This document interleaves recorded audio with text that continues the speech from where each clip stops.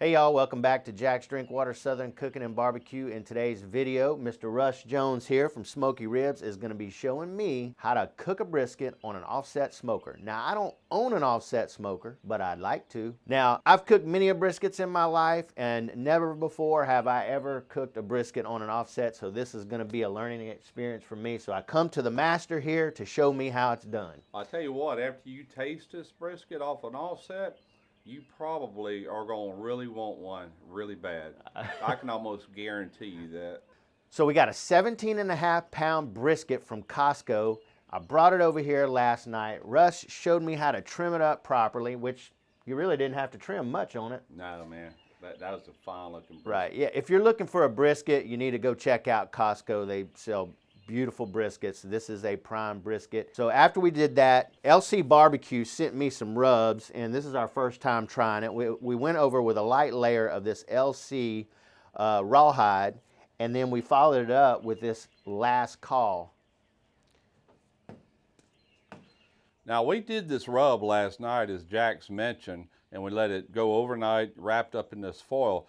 But just some advice, you know, for anybody out there that's kind of new to this, when you apply a rub, let that rub go ahead and sweat in on that side before you flip it. That way it's nice and adhered to the meat, and it's not all going to fall off. If it's still dry, then when you turn it and flip it over, a lot of it's going to fall off.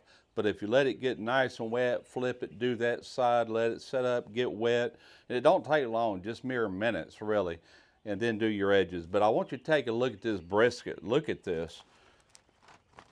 Jack's picked this thing out last June, he said. This is a prime beef. That is a thick flat if I ever seen one. Really nice. Nice point, just good symmetry all about it, man. Look at that, just the shape of it. And that's a good thing because it's aerodynamic. You know, a lot of people take and kind of trim their briskets like this. I'm not wasting that meat. I promise you, this is gonna smoke up just fine. Jack does not currently own an offset. Matter of fact, I asked you last night, you said you've never owned an offset, Never, right? never. So I'm gonna show him how I do this. And basically I'll take a bed of charcoal briquettes. I'll lay it down in this fire management basket and get a good layer of that burning. Then from there, I'll add maybe a split and a half or two small splits, whatever it takes. And that's going to bring my pit up in range. And what I'm doing today is 275 degrees. That is not a hot and fast. It's more of the upper end of a low and slow.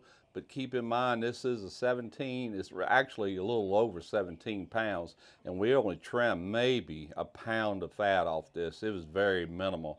So it's going to be a long cook. So we're going at 275, and we might wrap this at some point. That's yet to be seen, but I want a good bark and a lot of smoke before we do. We'll make that call later on.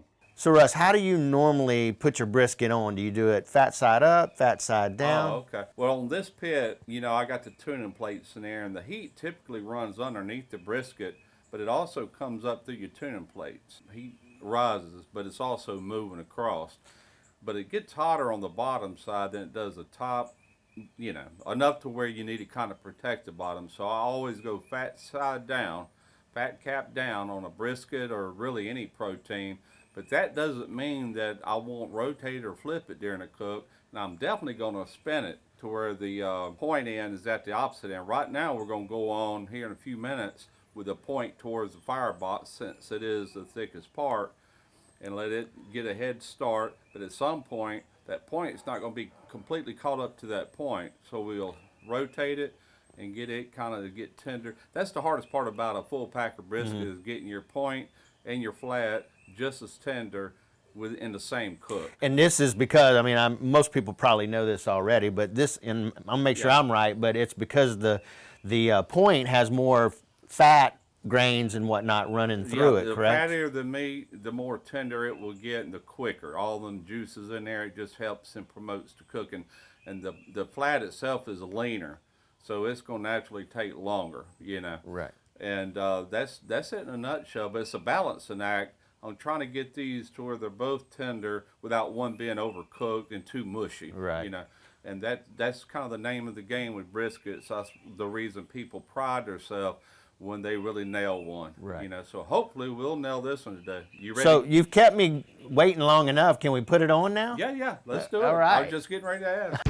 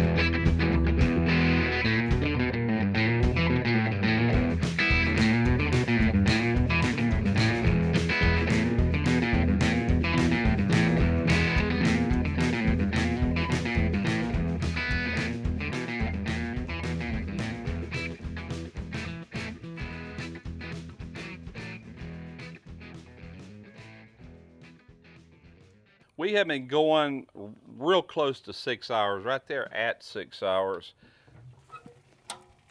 Just probed this. I'm hitting about 186 here in the point. I think that was our highest temp, was right here in the point, 186. Close to 180 here in the flat. So we're going to go ahead and put a wrap on this. Got a gorgeous color going on. I mean, that looks really good. Smells fantastic. That is one thick, fat brisket. Man, it's beautiful. So let me get it out of here. We're going to put it over here on some butcher paper, and we're going to do a wrap. Come on, bad boy. We'll set it right here to start with. Now what I've got is 2 sheets of butcher paper, and right here where the seam is, just took my spritz bottle and we just got this good and wet. And all I want to do at this point,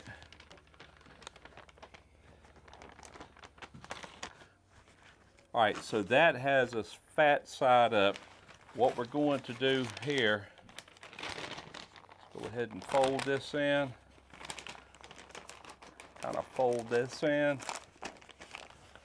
Do the same thing over here on this side, good and tight. Just like this.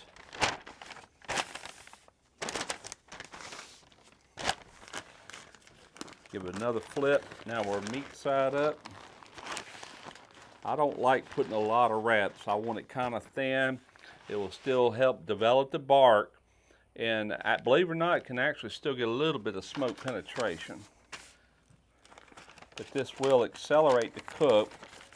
And I'll be honest with you, I don't think we're going to be but a few more hours.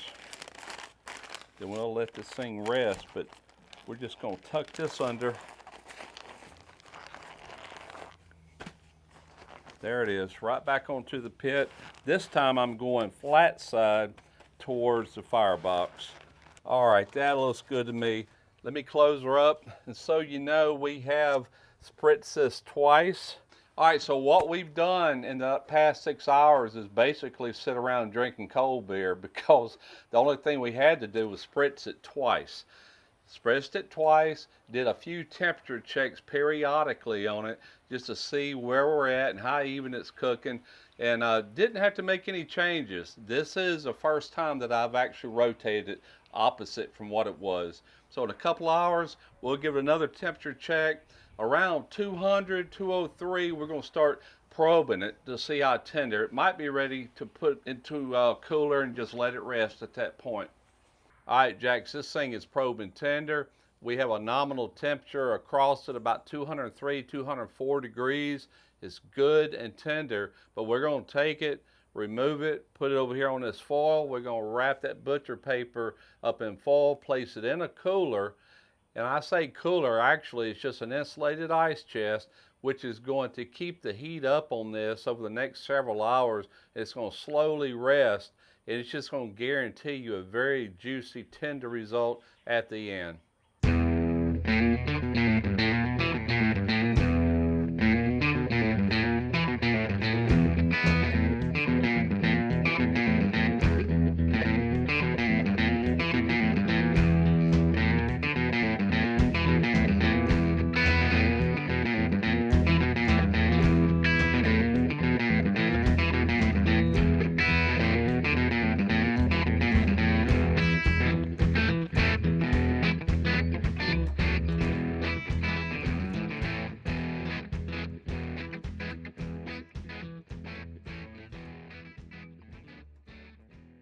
So this brisket has been resting about 2 hours. We're ready to slice into this bad boy and see what we got. Absolutely. All right, let's slice into this bad boy. Oh my goodness, that's tender. Give it another swipe through here. What do we got, guys? Beautiful. Is it a waterfall? Good smoke ring. Nice smoke ring. There's nothing I don't like about that. Oh yeah, beautiful, baby, beautiful.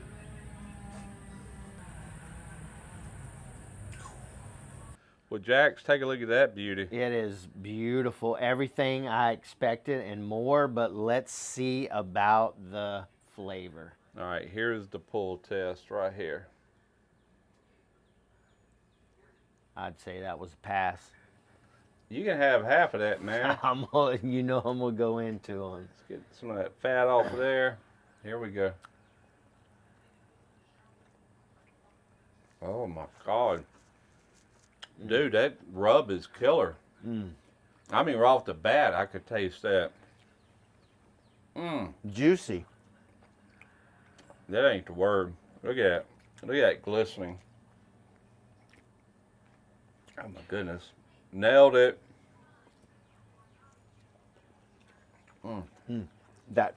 Did you get any? And that's the flat. That point's gonna be just flooding, man. I don't think you could have better results than that. I really don't. I'm happy with that. Wow. You like to smoke from the offset? I do. It's not over smoked. It's not a predominant flavor. It's just like all these other seasonings. It just pairs and marries so well. Absolutely love my Lone Star Grills offset, man. Can't much touch that, if anything. You know, Good gracious. I'm actually torn in this video. I'm disappointed in some respect because my smokers that I have Yep. just don't. I mean, they're good, but they're just not a Lone Star Grill. And I'm not trying to shout out Lone Star Grills. Well, you can even say they're not an offset. They're not an offset. It's Right. not about just the Lone Star Grill. It's just not an offset. Right. You actually summed it up pretty well there. But Yeah. I guess I need to just buy a Lone Star Grill or an offset. Well, dude, I'm very happy with it, and we did that in record time. I mean, that is a super tender, not too tender. It ain't mush. I'll tell you what. Let's try. Let me get this glove off. Let's just try a piece of this point because we got to, right? Yeah, I agree. All right. Let's see here. Let's just take us a. There's a good section of it right there.